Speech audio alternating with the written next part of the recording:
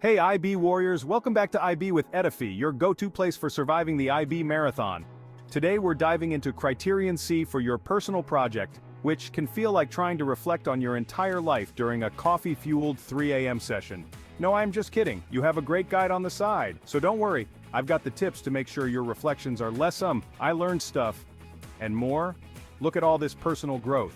Plus, stick around till the end for a killer checklist that'll have you owning Criterion C like a pro. Let's get started. So, Criterion C is where you reflect on the impact your project had on you and evaluate your final product. This is the part where you don't just say, "Yep, I did a thing."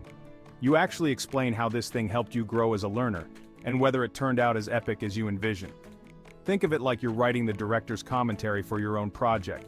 What worked, what didn't, and how you grew along the way. Sound fun yet? First up, let's talk about reflecting on your learning. And no, this doesn't mean you just say, "I learned stuff." Come on, you're IB students, you gotta go deeper. Tip number 1, be specific about your growth. So instead of writing, "I improved my communication skills," try this. "I learned how to communicate effectively by conducting interviews with industry experts and integrating their feedback into my final product."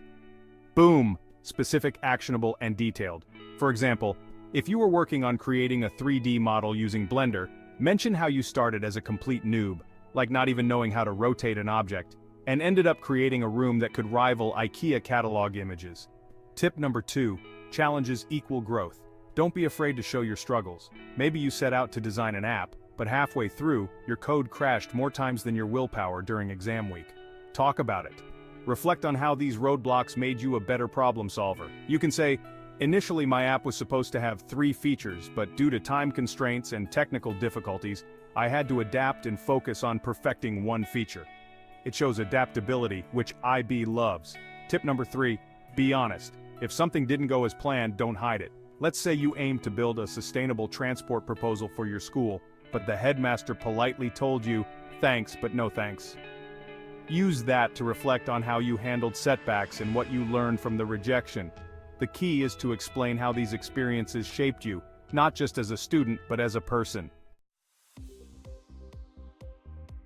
Now let's move on to evaluating your final product, which is essentially you saying, "Hey, did I actually create what I set out to?"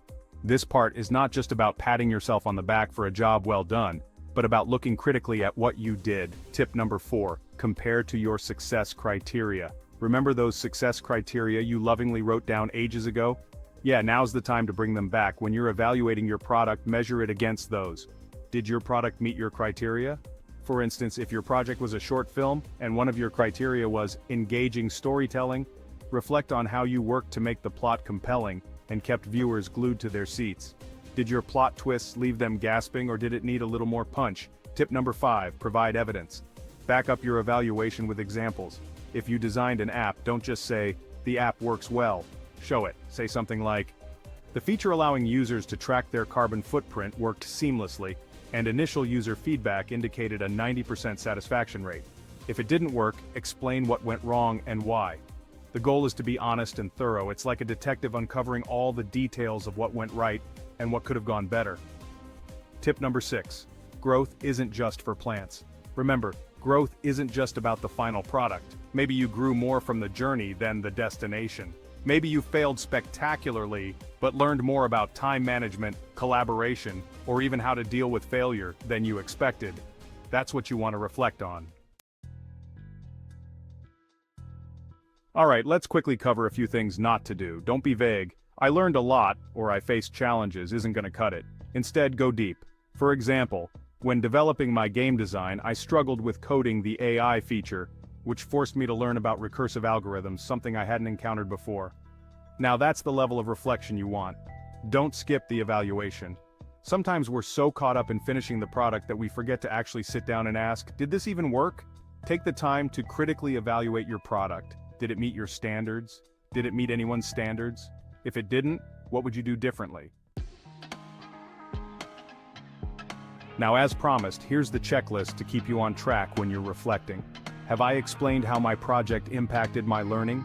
Did I evaluate my product against the success criteria? Have I used specific examples to support my reflection?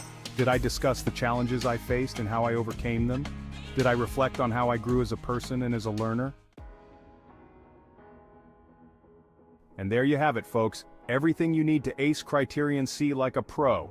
Remember, it's not just about what you did, it's about how you grew, how you learned, and how your product measures up. Be honest, be detailed, and most importantly, don't panic. You've got this. If this helped you, make sure to give it a thumbs up, subscribe to IB with Etify for more tips on surviving the IB, and hit that notification bell so you never miss out on new videos. Until next time, keep reflecting, keep growing, and keep being awesome.